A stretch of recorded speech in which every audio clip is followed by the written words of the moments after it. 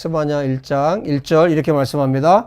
아몬의 아들 유다왕 요시아의 시대에 스바냐에게 임한 여호와의 말씀이라. 스바냐는 히스기야의 현손이요 아마리아의 증손이요 그다리아의 손자요 구시의 아들이었더라. 아몬의 아들 유다왕 요시아의 시대. 그러니까 요시아 왕은 유다의 왕 가운데 정말 하나님 앞에 살려고 했던, 하나님 앞에 몸부림치며 살았던 왕이 요시아 왕입니다. 그의 아버지 아몬, 아주 악한 우상숭배자였고, 그 할아버지 므낫세, 아주 더 악한 우상숭배자였습니다. 자, 그 내용들을 하나님께서 어떻게 말씀하시는지 오늘 열왕기를 좀 볼 거고요. 또 특별히 이 스바냐서는 여호와의 날에 대해서 굉장히 강하게 선포를 하고 있어요. 여호와의 날은 어떤 날이냐? 좋은 날이 아니라는 거예요. 아모스를 통해서, 요엘 선지자를 통해서 이미 여호와의 날에 대해서 강력하게 하나님이 선포하셨는데, 스바냐 선지자가 이 날이 어떤 날인지 정말 강력하게 선포를 하고 있어요. 스바냐서를 열었는데 2절에 말씀하잖아요. 여호와께서 이르시되 내가 땅 위에서 모든 것을 진멸하리라. 성경을 열었는데 열자마자 진멸하리라. 이 성경은 스바냐서밖에 없어요. 그 정도로 그 다음에 여호와의 날에 대해서 하나님의 심판의 날이 얼마나 혹독한가 거기에 대해서 선포를 하고 있는 선지자가 바로 이 스바냐 선지자입니다. 그 날이 어떤 날이냐? 15절에 1장 15절에 말하죠. 그날은 분노의 날이요 환난과 고통의 날이요 황폐와 패망의 날이요 캄캄하고 어두운 날이요 구름과 흑암의 날이요 나팔을 불어 경고하며 견고한 성읍들을 치며 높은 망대를 치는 날이로다. 여호와의 날이 이런 날이라는 거예요. 해와 달과 별이 완전히 빛을 잃어버리는 날. 예수와께서 그 마지막 날을 선포하신 것처럼 흑암의 날이라는 것입니다. 그 여호와의 날을 강력하게 선포를 해주고 있어요. 그런데 이 여호와의 날에 대해서 선포하고 있는 이때가 언제라고요? 요시아의 시대라는 거예요. 요시아의 시대. 하나님 앞에 살았던 요시아의 시대에 이 말씀이 선포되고 있어요. 어떻게 이렇게 요시아 왕, 하나님 앞에 살았던 왕의 시대에 이 말씀이 선포되고 있을까? 자, 그 이유에 대해서 열왕기를 통해서 살펴보도록 하겠습니다. 자, 21장을 보시면 므낫세가 왕이 될 때 나이가 12세였습니다. 12세 예루살렘의 왕으로 유다의 왕이 되어서 몇 년을 통치합니까? 55년 동안. 참 악한 왕들은 오래도 다스려요. 이 55년을 통치를 하는데 2절을 보세요. 므낫세가 여호와 보시기에 악을 행하여 여호와께서 이스라엘 자손 앞에서 쫓아내신 이방 사람의 가증한 일을 따라서 그의 아버지 히스기야가 헐어버린 산당들을 다시 세우고, 히스기야 왕이 정말 이 우상을 철폐하기 위해서 헐어버렸던 산당을 다시 세웠어요. 이스라엘 왕 아합의 행위를 따라 바알을 위해서 제단을 쌓고 바알신을 섬기고 아사의 목상을 만들고 하늘의 해달 별을 경배하고 섬기고, 이게 누구라고요? 요시아 왕의 할아버지 므낫세가 행했던 일입니다. 4절 여호와께서 전에 이르시기를 내가 내 이름을 예루살렘에 두리라 하신 여호와의 성전에 제단들을 쌓고 또 여호와의 성전 두 마당에 하늘의 1월 성신을 위하여 제단을 쌓고 또 심지어 자기의 아들을 불가운데로 지나가게 하며, 아들을 제물로 바치는 거죠. 점치고 사수를 행하며 신접한 자와 박수를 신임하여 여호와께서 보시기에 악을 많이 행하여 그 진노를 일으켰으며, 이 므낫세가 행한 이 악한 일들이 지금 끝도 없는 목록이 지금 나오고 있습니다. 7절 또 자기가 만든 아로 새긴 아세라 목상을 성전에 세웠더라. 옛적에 여호와께서 이 성전에 대하여 다윗과 그의 아들 솔로몬에게 이르시기를 내가 이스라엘의 모든 지파 중에서 택한 이 성전과 예루살렘에 내 이름을 영원히 둘지라. 하나님께서 영원히 함께 하시겠다고 약속하신 그 성전에서 이런 악한 일들을 행했다는 겁니다. 8절 만일 이스라엘이 나의 모든 명령과 나의 종 모세가 명령한 모든 율법을 지켜 행하면 내가 그들의 발로 다시는 그의 조상들에게 준 땅에서 떠나 유리하지 아니하리라 하였으나, 하나님께서 율법을 지켜 행하고 하나님의 모든 명령을 지켜 행하면 다시는 유리하지 않게 하겠다 하셨는데 어떻게 했다는 겁니까? 9절 이 백성이 듣지 아니하였고 므낫세의 꾀임을 받고 악을 행한 것이 여호와께서 이스라엘 자손 앞에서 멸하신 여러 민족보다 더 심하였더라. 다른 이방 나라들이 행했던 이 악행보다 더 악한 일들을 행했다는 거예요. 그런데 므낫세가 자기만 한 것이 아니죠. 자기 백성들, 유다 백성들이 모두 다 이 죄악에 동참하도록 만들어 버렸다는 거예요. 이 한 나라의 지도자가 이렇게 중요한 겁니다. 여호와께서 그의 종 모든 선지자들을 통하여 말씀하여 이르시되 유다 왕 므낫세가 이 가증한 일과 악을 행함이 그 전에 있던 아모리 사람들의 행위보다 더욱 심하였고 또 그들의 우상으로 유다를 범죄하게 하였도다. 자기 백성들과 함께 하나님 앞에 이런 악한 일들을, 심지어 아모리 사람들이 행했던 일보다 더 악한 일들을 행했다는 겁니다. 그러므로 하나님께서 가만히 두실 리가 없죠. 12절 이스라엘의 하나님 여호와가 말하노니 내가 이제 예루살렘과 유다에 재앙을 내리리니 듣는 자마다 두 귀가 울리리라. 예루살렘과 유다에 하나님의 재앙이 임할 것에 대해서 말씀하시는 거예요. 그럴 수밖에 없죠.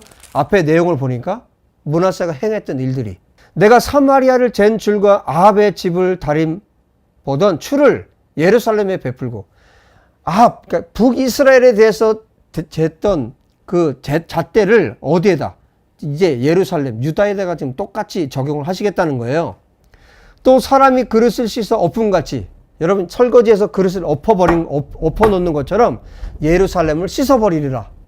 내가 나의 기업에서 남은 자들을 버려 그들의 원수의 손에 넘긴 즉 그들이 모든 원수에게 노략거리와 겁탈거리가 되리니 이는 애굽에서 나온 그의 조상 때부터 오늘까지 내가 보기에 악을 행하여 나의 진노를 일으켰음이니라.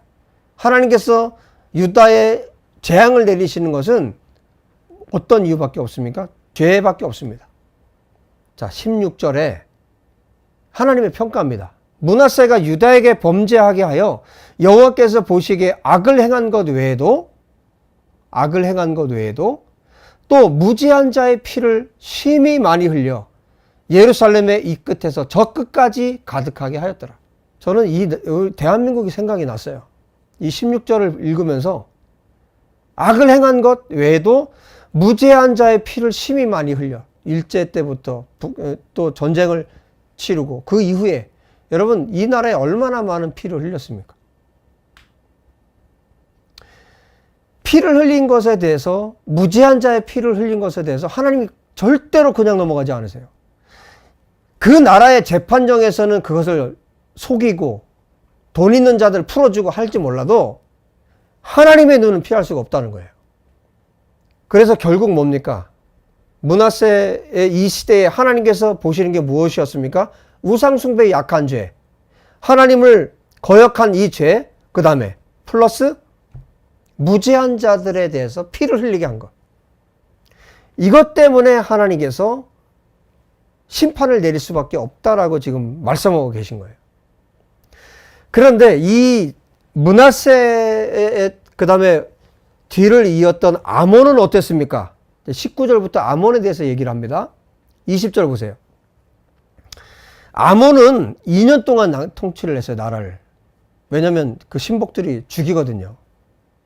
암살합니다. 암살을 하는데, 자 20절에 보세요. 아몬이 그의 아버지 므낫세 행함같이 여호와 보시기에 악을 행하되, 그 아버지하고 똑같이 한 거예요. 그의 아버지가 행한 모든 길로 행하여 그의 아버지가 섬기던 우상을 섬겨 그것들에게 경배하고 결국 23절에 궁중에서 죽임을 당합니다. 암살을 당해요. 그 다음에 그 백성들이 아몬 왕을 반역한 사람들을 다 죽이고 그 다음에 누구를 왕으로 세우냐면 요시아 왕을 세웁니다. 그 다음에 요시아의 시대가 이제 시작이 돼요. 그 다음에 이제 22장에 보면 요시아 왕이 어떻게 살았는지에 대해서 쭉 설명이 됩니다. 자, 지금 스바냐 선지서에 지금 전체 배경이 되는 장면들이기 때문에 이것을 아는 것이 너무 중요해요. 여호와의 날, 그 혹독한 날을 왜 선포하셔야만 됐는지. 여러분, 대한민국을 비롯한 모든 나라 가운데 하나님의 재앙이 있는 것은, 하나님의 심판이 임하는 것은 그냥 하나님이 하시는 것이 아니에요. 죄에 대한 심판입니다. 지금 므낫세, 그 다음에 아몬 왕에 대한 하나님의 심판이, 그 다음에 요시야 왕을 보세요. 요시야 왕이 하나님 앞에 살기로 정말 살기 위해서 얼마나 몸부림쳤는지. 자, 22장을 보시면 요시야가 8살의 왕위에 서게 됩니다. 아몬 왕이 암살당했기 때문에 아버지가 암살당했고 8살의 왕이 돼서 31년 동안을 치리합니다. 유다를. 자, 그런데 성경이 어떻게 요시야 왕에 대해서 평가하고 있어요? 2절 보세요. 22장 2절에 요시야가 여호와 보시기에 정직히 행하여 그의 조상 다윗의 모든 길로 행하고 좌우로 치우치지 아니하였더라 그랬어요. 지금 요시야 왕이 누굽니까? 왕의 아버지가 누굽니까? 아몬, 므낫세. 그러나 이 이야기 하지 않아요. 뭐라고 얘기하냐면 다윗을 얘기를 합니다. 다윗의 모든 길로 행하고 좌우로 치우치지 아니하였다. 이것이 요시야 왕에 대한 하나님의 평가예요. 그 다음에 나오는 게 뭐냐면 요시야 왕이 18째 해. 그러니까 요시야 왕이 이제 18년이 되었는데 이때가 언제냐면 주전 621년경이에요. 이때 성전을 수리하다가 무엇을 발견하냐면 율법책을 발견하는 장면이 또 여기에 기록이 됩니다. 자, 성전을 수리하게 하는데 8절 보세요. 대제사장 hil기야가 서기관 사반에게 이르되 내가 여호와의 성전에서 율법책을 발견하였노라. 율법책을 발견한 거예요. hil기야가 그 책을 사반에게 주니 사반이 이것을 읽습니다.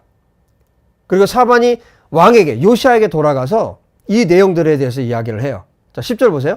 서기관 사반이 왕에게 말하여 이르되 제사장 hil기야가 내게 책을 주더이다.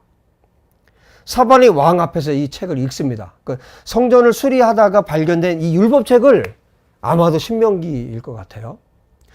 이 율법책을 읽는데 왕이 어떻게 반응한지 아십니까? 요시야 왕이 11절에 보면 율법책의 말을 듣자 어떻게 했어요?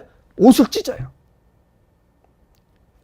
회개입니다. 회개. 왕이 옷을 찢어요. 자기 옷을. 요시야 왕이. 요시야 왕이 왜 모르겠어요? 요시야 왕이 자기 아버지가 어떻게 통치했는지, 므낫세가 어떻게 통치했는지 왜 모르겠어요? 그런데 이걸 안 거예요. 하나님의 심판이 어떻게 임하는지를 아는 거예요. 율법책이 다 기록되어 있잖아요. 하나님 말씀이 다 기록되어 있잖아요. 하나님이 언제 하나님께서 복을 주시고 언제 하나님이 심판하시는지를 율법책에 하나님 토라에 다 기록되어 있잖아요. 이 말씀을 듣고 옷을 찢은 겁니다. 여러분, 한 나라의 왕이 하나님의 말씀을 듣고 옷을 찢을 때 여러분 거기에 하나님 긍휼이 부어지지 않겠어요? 자, 계속해서 봅니다. 12절 왕이 제사장 hil기야와 사반의 아들 아히감과 미가의 아들 악볼과 서기관 사반과 왕의 시종 아사야에게 명령하여 이르되 너희는 가서 나와 백성과 온 유다를 위하여 이 발견한 책의 말씀에 대하여 여호와께 물으라. 이 말씀이 어떤 말씀인지, 하나님께서 무엇을 말씀하고 계시는지 여호와께 물어보라. 이 책에 우리를 위하여 기록된 모든 것을 행하지 아니하였으므로 여호와께서 우리에게 내리신 진노가 크도다. 이미 아는 거예요. 요시야가. 이 말씀을 가지고 여호와께 물으라고 했는데 이미 얘기를 하고 있잖아요. 이 진노들이, 하나님의 재앙들이 왜 내리는지에 대해서 요시야 왕이 아는 거예요. 하나님의 진노가 크다는 것을 아는 거예요. 이어서 14절 이에 제사장 hil기야와 또 아히감과 악볼과 사반과 아사야가 여선지자입니다. 훌다에게로 나아가니 그는 하라스의 손자 디가의 아들로서 예복을 주관하는 살룸의 아내더라. 예루살렘 둘째 구역에 거주하였더라. 이 예루살렘 둘째 구역은 이 스바냐서에도 나옵니다. 그들이 그와 더불어 말하며 훌다가 그들에게 이르되 이스라엘 하나님 여호와의 말씀이 너희를 내게 보낸 사람에게 말하기를 여호와의 말씀이 내가 이곳과 그 주민에게 재앙을 내리되 곧 유다 왕이 읽은 책의 모든 말대로 하리니 이는 내 백성이 나를 버리고, 그러니까 재앙이 임하는 이유에 대해서 설명을 하는 거예요. 훌다가 왜 그랬습니까? 이 백성이 나를 버리고 다른 신에게 분향하여 하며, 그 우상 숭배에 대한 죄 때문에 하나님의 재앙이 임한다는 거죠. 그들의 손의 모든 행위로 나를 경노하게 하였음이라. 그러므로 내가 이곳을 향하여 내린 진노가 꺼지지 아니하리라 하라. 하나님의 진노가 꺼지지 않을 것이다 라고 말하라는 거죠. 너희를 보내 여호와께 묻게 한 유다 왕에게는 너희가 이렇게 말하라. 이스라엘의 하나님 여호와가 이같이 말씀하셨느니라. 내가 들은 말들에 대하여는 내가 이곳과 그 주민에게 대하여 빈터가 되고 저주가 되리라 한 말을 내가 듣고 마음이 부드러워져서 여호와 앞 곧 내 앞에서 겸비하여 옷을 찢고 통곡하였으므로 나도 내 말을 들었노라. 여호와가 말하였느니라. 하나님께서 이 요시야 왕이 옷을 찢고 회개한 것을 들으셨다는 거예요. 그러므로 보라, 내가 너의 조상들에게 돌아가서 평안히 묘실로 들어가게 하리니 내가 이곳에 내리는 모든 재앙을 내 눈이 보지 못하리라 하셨느니라 하니 사자들이 왕에게 보고하니라. 그러니까 요시야 시대에는 이 하나님의 이 어마어마한 이 무시무시한 재앙에 대해서 요시야가 보지 않게 하겠다는 거예요. 그런데 그 다음에 이루어지잖아요. 그래서 스바냐서 1장에 보면 하나님께서 재앙을 내릴 때 그 방백들, 지도자들에 대해서, 그 다음에 왕자들에 대해서 얘기를 해요. 근데 왕에 대한 이야기가 없어요. 이미 여기 말씀하고 계시죠? 그러니까 요시야 왕의 시대에는 하나님께서 피해가게 하신 거죠. 그런데 그 후대에 일들이 있을 것에 대해서 하나님이 말씀하세요. 하나님의 말씀대로 주전 586년에 남유다가 멸망합니다. 예루살렘은 어떤 곳이에요? 하나님이 계신 곳. 하나님의 성전. 다윗의 위가, 그 보좌가 끊어지지 않을 거라고 약속했던 그곳. 그런데 그 예루살렘이 파괴돼요. 그 성전이 파괴가 됩니다. 그러니까 이스라엘, 이 유다에게는 있을 수가 없는 일이 벌어진 거예요. 성전이 있기 때문에 안전하다고 생각했던 이 백성들에게 충격적인 일이 벌어진 겁니다. 그래서 예레미야 선지자가 너희가 여호와의 성전이라, 여호와의 성전이라, 여호와의 성전이라, 우리에게 성전이 있기 때문에 우리가 안전하다라고 말했던 너희들에게 하나님의 심판이 있을 것을 말씀하잖아요. 동시대 선지자, 스바냐 선지자와 동시대 선지자 예레미야를 통해서 말씀하시잖아요. 하나님이 죄에 대해서 얼마나 싫어하시고 얼마나 저주를 갖고 계시는지, 하나님의 심판이 얼마나 클지에 대해서 스바냐 선지자를 통해서 선포하고 계시잖아요. 그런데 왜 그랬다는 거예요? 이 므낫세, 이 아몬의 죄 때문에. 요시야가 옷을 찢고 하나님 앞에 이 말씀을 듣고 회개하죠. 그러고 나서 요시야 왕은 가만히 있지 않습니다. 그걸로 끝나지 않고 옷을 찢은 그 마음으로 그때 당시에 자기 아버지, 할아버지가 범했던 그 우상 숭배를 완전히 부셔버리기 위해서 요시야가 마음을 다해서 헌신합니다. 자, 그 장면이 이제 23장에 나오는데요. 한번 보세요. 왕이 보내 유다와 예루살렘의 모든 장로를 자기에게로 모으고 이에 왕이 여호와의 성전에 올라가매 유다 모든 사람과 예루살렘 주민과 제사장들과 선지자들과 모든 백성이 노소를 막론하고 다 왕과 함께한지라. 왕이 여호와의 성전 안에서 발견한 언약책의 모든 말씀을 읽어 무리의 귀에 들리고 왕이 단 위에 서서 여호와 앞에서 언약을 세우되 마음을 다하고 뜻을 다하여 여호와께 순종하고 그의 계명과 법도와 율례를 지켜 이 책에 기록된 이 언약의 말씀을 이루게 하리라 하며 백성이 다 그 언약을 따르기로 결정을 한 겁니다. 왕이 대제사장 hil기야와 모든 부제사장들과 문을 지킨 자들에게 명령하여 바알과 아세라와 하늘의 일월 성신을 위하여 만든 모든 그릇들을 여호와의 성전에서 내다가 예루살렘 바깥 기도원 밭에서 불사르고 그것들의 재를 베델로 가져가게 하고 옛적에 유다 왕들이 세워서 유다 모든 성읍과 예루살렘 주위의 산당들에게 분향하며 우상을 섬기게 한 제사장들을 폐하며 또 바알과 해와 달과 별, 때와 하늘의 모든 별에게 분향하는 자들을 패하고 또 여호와의 성전에서 아세라 상을 내다가 예루살렘 바깥 기드론 시내로 가져다 거기에서 불사르고 빻아서 가루로 만들어 그 가루를 평민의 묘지에 뿌리고 또 여호와의 성전 가운데 남창의 집을 헐었으니 여러분 여호와의 성전에 남창이 있었다는 거 아니에요? 그것은 여인이 아세라를 위하여 휘장을 짜는 처소였더라.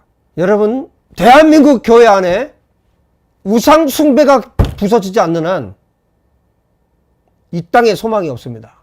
돈을 숭배하고 명예, 세상으로 받는, 세상 사람들에게 받는 칭찬? 그것이 올바른 칭찬이 아닌, 이게 남 얘기가 아니에요. 남유다의 이야기만이 아니에요. 대한민국의 현실입니다. 이 땅의 교회의 현실입니다. 우리 안에 모든 우상 숭배를 회파하지 않으면 하나님의 재앙이 있습니다. 하나님의 심판이 있습니다. 여호와의 날에 하나님의 심판이 반드시 있습니다. 지금 요시야 왕이 그 아버지, 그 할아버지 때 있었던 이 모든 더러운 죄를 이걸 치우기 위해서 몸부림을 치고 있어요. 그런데 이렇게 애를 쓰는데도요, 하나님이 뭐라고 말씀하시는지 아세요? 이렇게 요시야가 정말 좌우로 치우치지 않고 다윗의 그 길로 걸어갔는데 하나님께서 뭐라고 말씀하세요? 여러분 심지어 요시야 왕이 22절에 사사가 이스라엘을 다스리던 시대부터 이스라엘 여러 왕의 시대와 유다 여러 왕의 시대 이렇게 유월절을 지킨 일이 없었더니 유월절조차도 지키지 않았던 이 나라에 유월절을 요시야 왕이 지킵니다. 24절 요시야가 또 유다 땅과 예루살렘에 보이는 신접한 자, 점쟁이, 드라빔, 우상과 모든 가증한 것을 다 제거하였으니 이는 대제사장 hilki야가 여호와의 성전에서 발견한 책에 기록된 율법의 말씀을 이루려 함이라. 하나님의 말씀을 이루기 위해서 요시야와 같이 마음을 다하며 뜻을 다하며 힘을 다하여 모세의 모든 율법을 따라 여호와께로 돌이킨 왕은 요시야 전에도 없었고 후에도 그와 같은 자가 없었더라. 이게 하나님의 평가인데, 그러나 여러분 우리는 요시야 왕만큼 요시야가 한 이 우상 숭배를 철폐하기 위해서 하나님 앞에 옷을 찢고 기도하며 실제로 그의 삶을 통해서 이 일을 행했던 요시야 왕의 여러분 몇 퍼센트나 우리가 살고 있습니까? 그런데 요시야가 이렇게 살았는데 그러나 26절에 여호와께서 유다를 향하여 내리신 그 크게 타오르는 진노를 돌이키지 아니하였으니 유다의 하나님께서 진노하신 이 진노를 돌이키지 아니하셨다. 이유가 왜요? 므낫세가 여호와를 경노하게 한 그 모든 경노 때문이라. 므낫세가 저지른 이 죄 때문에 하나님께서 요시야의 헌신과 노력에도 불구하고 처리하지 않으신다는 거예요. 여호와께서 이르시되 내가 이스라엘을 물리친 것과 같이, 그러니까 이스라엘을 멸망시켰죠. 그것처럼 유다도 내 앞에서 물리치며 내가 택한 이 성 예루살렘과 내 이름을 거기에 두리라 한 이 성전을 버리리라. 여러분 이거는 충격입니다. 요시야 왕은 그 다음에 나오지만 갈그미스에서 무기또에서 전쟁에 나갔다가 죽게 돼요. 여러분 이 요시야 왕이 지금 다 읽지 않았죠? 어마어마한 헌신합니다. 여러분 23장을 한번 전체를 한번 다 읽어보세요. 얼마나 이 요시야 왕이 이 종교개혁, 이 더러운 이 나라의 우상숭배를 폐하기 위해서 얼마나 애를 썼는지. 그리고 하나님께서 이렇게 평가하실 정도로 요시야 왕이 정말 하나님 앞에 헌신된 사람 아니었습니까? 그런데 이전에 이 죄들이 아몬과 므낫세 이 우상숭배 이 죄악들이 이 유다 사회 안에 너무너무 깊이 들어와 있는 거예요. 이게 해결이 안 되는 거예요. 해결이 안 돼. 여러분 우상숭배 죄가 이렇게 무섭습니다. 그리고 하나님의 진노를 끌 수가 없어요. 그래서 하나님께서 유다를 심판하기를 결정하신 겁니다. 여호와의 날이 온다는 거죠. 스바냐 선자에 의하면 여호와의 날이 온다는 거예요. 이 무시무시한 날, 하나님의 심판의 날이 온다는 것을 말씀하고 있는 겁니다. 하나님의 결정은 항상 옳습니다. 그래서 우리가 이 장면을 보면서 요시야 시대, 이 시대에 하나님의 말씀이, 여호와의 날에 대한 말씀이 선포되었다면, 이 신실한 왕, 이 요시야의 시대에 스바냐의 이 여호와의 날에 대한 말씀이 선포되었다면, 이 대한민국의 죄를 위해서, 죄가 해결되기 위해서 이전에 이 나라가 지내왔던 정말 우상숭배와 정말 하나님을 대적했던 이 악한 날들에 대해서 회개하는 사람들이 필요합니다. 요시야처럼. 그리고 하나님께서 여호와의 날, 하나님의 심판을 주시는 이유는 무엇 때문입니까? 이 깊숙이 그 영혼 깊은 곳에, 이 나라 그 깊은 곳에 박혀있는 더러움들을 제거하기 위해서는 하나님의 심판이 불가피한 겁니다. 하나님의 재앙, 하나님의 심판. 그래서 심판이 임하면 두 가지 결론이 나요. 하나는 무엇에 대한 심판입니까? 죄에 대한 심판이에요. 악인들을 멸하는 겁니다. 그 다음에 또 하나의 효과가 있습니다. 그건 뭡니까? 의인들을 더 강하게 만드는 거예요. 남은 자들을 정말 세우는 겁니다. 그래서 하나님의 사람들은 하나님의 심판이 임할 때 더 빛이 나요. 재앙이 임할 때 하나님의 백성들은 하나님을 더 찾습니다. 악인들은 어떻게 합니까? 더 하나님을 대적합니다.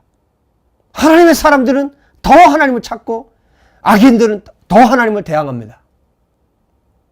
여러분, 심판이 임하면 돌이킬 것 같죠? 악한 자들은 더 악해집니다.